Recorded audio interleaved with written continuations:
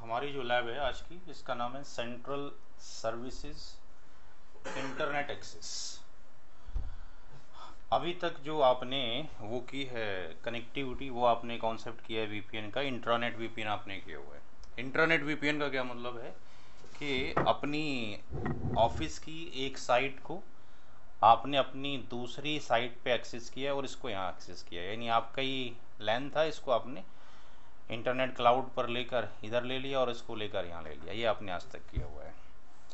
अब वो कंडीशन आ सकती है कि इंटरनेट भी एक्सेस किया जाए जब हम इंटरनेट वीपीएन का कॉन्सेप्ट यूज़ कर रहे हैं। तो एक तो हमारा नॉर्मल इंटरनेट जो आपको पता है नेटपैड के थ्रू चल रहा होता है, वो ग्लोबल राउटिंग टेबल में। जब हम MPLS यूज़ करेंगे तो MPLS के क्लाउड के थ्रू भी इंटरनेट को एक्सेस कर सकते हैं। और ऐसा भी एक कॉन्सेप्ट है कि MPLS क्लाउड के थ्रू हमारे इंटरनेट VPN चल रहे होंगे, बट हमारा जो इंटरनेट चल रहा होगा वो विदाउट MPLS क्लाउड जाएगा। ऐसे भी ऑप्शन आएगा अगली लैब में। तो अभी फ़िलहाल ये देखना है कि यहाँ पर जो R6 रूटर है, इसको हमने माना है कि ये इंटरनेट क्लाउड है, बैकबोन मान लिया उसको हमने। ये नंबर ऑफ़ नेटवर्क प्रीफिक्सेस हमने दे ली, नंबर ऑफ़ नेटवर्क IDs यहाँ है। इसकी कनेक्टिविटी आपकी किसी ISP से है, BGP 100 के अंदर। बट इंटरनेट क्लाउड से जितने भी राउट्स आ रहे हैं वो R2 के VRF के अंदर जा रहे हैं, यानी जितनी भी नेटवर्क प्रीफिक्सेस हैं they are the part of the NCP VRF internet का पार्ट है। तो यहाँ पर सारी की सारी आपके पास जो बाहर की जो नेटवर्क्स आ गई BGP प्रीफिक्सेस, वो हमने VRF के अंदर ले ली। R1 और R2 पे ये NCP साइट A और B, ये VRF ऑलरेडी कॉन्फ़िगर्ड है, यानी जो R4 है ये CA, इसकी नेटवर्क्स यहाँ पर आ रही हैं। R5 C की नेटवर्क यहाँ पे आती हैं। नॉर्मल जो आप आज तक करते चले आए हो RD और राउट टारगेट एक्सपोर्ट और इंपोर्ट यहाँ पर अप्लाई कर दिया। इधर भी RT एक्सपोर्ट इंपोर्ट यहाँ कर लिया। इसको हम यहाँ एक्सेस कर लेते हैं, इसको यहाँ एक्सेस कर लेते हैं, तो इसकी कनेक्टिविटी आपके पास हो जाती है। बीच में एक लैब कराई गई थी कि जो कनेक्टिविटी हम P2P करते हैं वो ना करके हमने क्या कर रखा है, हमने R2 को as a RR route reflector बना रखा है। But route reflector will be the part of the VPN V4 network, उसके अंदर जाके हम करेंगे। तो हमारी कनेक्टिविटी इस P से इस तक रहेगी और R3 से यहाँ तक रहेगी। अगर हम इतना सिनेरियो देखते हैं तो ये आपके पास PE है और ये P है, तो R1 और R3 के रेस्पेक्ट में R2 PE नहीं है। R1 और R2 के रेस्पेक्ट में R1 और R3 के रेस्पेक्ट में R2 क्या है, P है। But we are also receiving the network from the internet cloud, तो ये PE है। तो ये दोनों काम करेगा, इंटरनेट VPN के लिए P का और VPN V4 नेटवर्क के लिए PE का।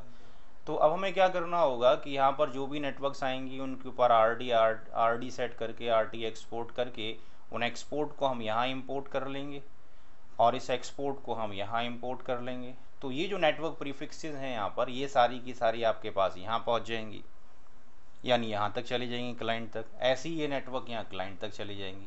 अब इशू ये पैदा होता है कि क्या R4 भी कोई दूसरा ISP है, तब तो उसको पूरी नेटवर्क प्रीफिक्स चाहिए।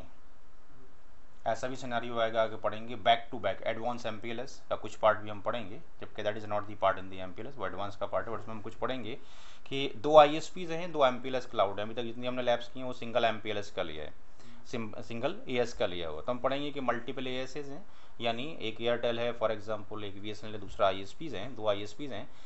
एक ISP दूसरे का VRF क्लाइंट है। तो अगर R4 इज दी ISP, तब तो ये इंटरनेट की कनेक्टिविटी की सारी VRF इसको चाहिए, यानी यहाँ पे हम RT एक्सपोर्ट करने के बाद यहाँ इंपोर्ट कर लेंगे, यहाँ सारी पहुँच जाएंगी, बीच में इसके नीचे क्लाइंट्स लगे होंगे। बट अगर ये ISP नहीं है तो फिर इसको ज़रूरत क्या है सारी नेटवर्क्स की, फिर तो इसके लिए डिफ़ॉल्ट ही काफ़ी है। तो हम सेकेंड फेज देखेंगे कि ये तो ISP है, इसके पास तो सारे राउट्स हैं, बट इसको सारे राउट्स भेजने की ज़रूरत क्या है। तो हम क्या करेंगे, इसको जब हम एक्सपोर्ट करेंगे तो यहाँ इंपोर्ट हो जाएंगे। इंपोर्ट करने के बाद we will not redistribute into the RIP, इसमें ना करें तो ना जाएगा। तो हम क्या करें कि यहाँ पे हमने रिप लगा दिया, तो हम क्या करें कि R1 से हमें पता है कि अगर हम एक कमांड डाल दें NP के अनुसार कि राउटर रिप के अंदर डिफॉल्ट इन्फॉर्मेशन ओरिजिनेट कमांड डालने, तो what will happen, R1 will generate the default route towards the R4, तो R4 पर डिफॉल्ट राउट चला जाएगा। अब R4 पे कहीं पे भी जाना हो, वो ऑर्डर करेगा R1 को, R1 के पास सारे के सारे राउट्स मौजूद हैं, बिकॉज इसके शो IP राउट VRF NCP के अंदर पड़े होंगे। हमने उसको यहाँ रिवर्स डिस्ट्रीब्यूट नहीं किया, इसके पास सारे राउट्स हैं, ये आगे लिया होगा, इसने आगे करके ऐसे भेज दिया होगा, एक तरीका तो ये। या let's say if we are using the static routing instead of the RIP, तो we can generate the default route from here.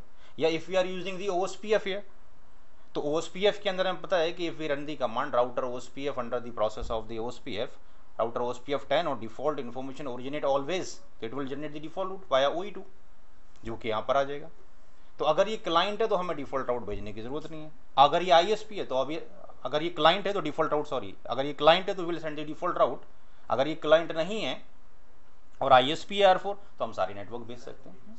या अगर ISP है, ISP ना हो के ये बड़ा कोई IS आपके पास कस्टमर है, तो हम क्या कर सकते हैं कि आपके पास एक टर्म होता है कि हम प्रीफिक्स को फिल्टर कर सकते हैं, that is the part of the BGP। कितनी नेटवर्क्स आपको चाहिए, कितनी चाहिए, वार्निंग आ जाए या डाउन हो जाए, what ever, that is the part of the BGP। तो फिलहाल देखते हैं कि लैब कैसे कॉन्फ़िगर होगी।